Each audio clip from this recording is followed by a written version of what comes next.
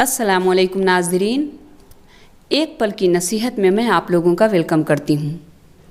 ناظرین، آج میں قرآن سے متعلق کچھ باتیں بتانے والی ہوں۔ جیسا کہ ہم سب جانتے ہیں کہ قرآن اللہ کی نازل کردہ کتاب ہے، اور قرآن اس دنیا میں سب سے بڑی انقلابی کتاب ہے۔ اس کتاب نے ایک جہان بدل ڈالا۔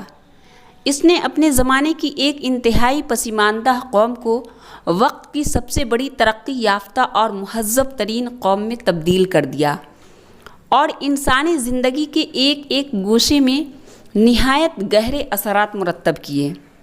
ناظرین، آج بھی دنیا بھر کے مسلمان اس قرآن کو اللہ کی طرف سے نازل شدہ مانتے ہیں۔ ان کا ایمان ہے کہ یہ ایک بے مثل اور معجز کلام ہے، اور انسان کی دنیاوی و اخروی فلاح و کامرانی کا ضامن ہے۔ لیکن اس کے باوجود آج مسلمانوں کی اکثریت اس کتاب عظیم کی ہدایت و تعلیم سے محروم ہیں، اور ہم مسلسل اس سے دور ہوتے جا رہے ہیں، اور اس کی تلاوت میں بہت لاپرواہی بڑھتی جا رہی ہے۔ بہت سارے لوگوں کو اس کی بنیادی باتیں نہیں معلوم، جس کو جاننا ہمارے لیے بہت ضروری ہے، جیسے یہ کتاب کب نازل ہوئی، کتنے دنوں میں نازل ہوئی، کہاں نازل ہوئی، یا پوری قرآن ایک بار میں نازل ہوئی یا تھوڑا تھوڑا کر کے نازل ہوئی۔ اگر ہم ان چیزوں کو جاننے کی کوشش کریں گے تو اس کا فائدہ یہ ہوگا کہ قرآن سے ہمارا ذہنی اور قلبی لگاؤ پیدا ہوگا، اور نبی صلی اللہ علیہ وسلم کے اس فرمان کے مطابق کہ خیرکم من تعلم القرآن وعلمہ کی روشنی میں خود بھی قرآن سیکھیں، پڑھیں، اس کے معنی و مفاہیم کو سمجھیں اور دوسروں کو بھی بتائیں۔ حجۃ الوداع کے موقع پر نبی صلی اللہ علیہ وسلم نے فرمایا تھا، ترکت فیکم امرین لن تضلوا ما تمسکتم بہما کتاب اللہ و سنت نبیہ۔ میں تمہارے درمیان دو چیزیں چھوڑے جا رہا ہوں، اگر تم نے ان کو مضبوطی سے تھامے رکھا تو کبھی گمراہ نہ ہوگے۔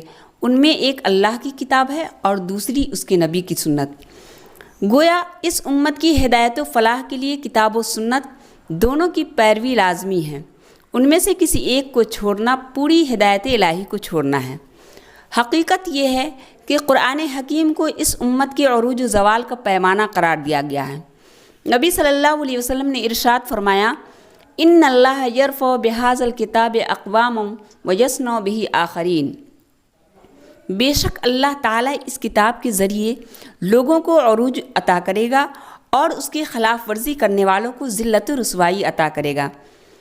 صحیح مسلم کی روایت ہے، اس کے راوی نافع بن عمر رضی اللہ تعالیٰ عنہ ہیں۔ اس سے معلوم یہ ہوا کہ اگر یہ امت قرآن پر سچے دل سے عمل پیرا ہوگی تو اسے عروج حاصل رہے گا، اور اگر وہ اس کتاب پر عمل کرنا چھوڑ دے گا تو اس پر زوال آئے گا۔ لہٰذا ہمارے اوپر یہ فرض بنتا ہے کہ اس کتاب کو سمجھ سمجھ کر پڑھیں اور اس کتاب الہی کی روشنی کو عام کرنے کی جد و جہد کریں۔ ناظرین، قرآن سے متعلق بہت سی بنیادی معلومات اگلے ویڈیو میں ذکر کروں گی انشاءاللہ۔ اگر ویڈیو اچھی لگی ہو تو ویڈیو کو لائک اور شیئر کرنا مت بھولیے گا، تاکہ دوسرے لوگ بھی اس سے فائدہ حاصل کر سکیں، اور آنے والی ہر ویڈیو کے لیے چینل کو سبسکرائب ضرور کیجیے گا۔ اللہ حافظ۔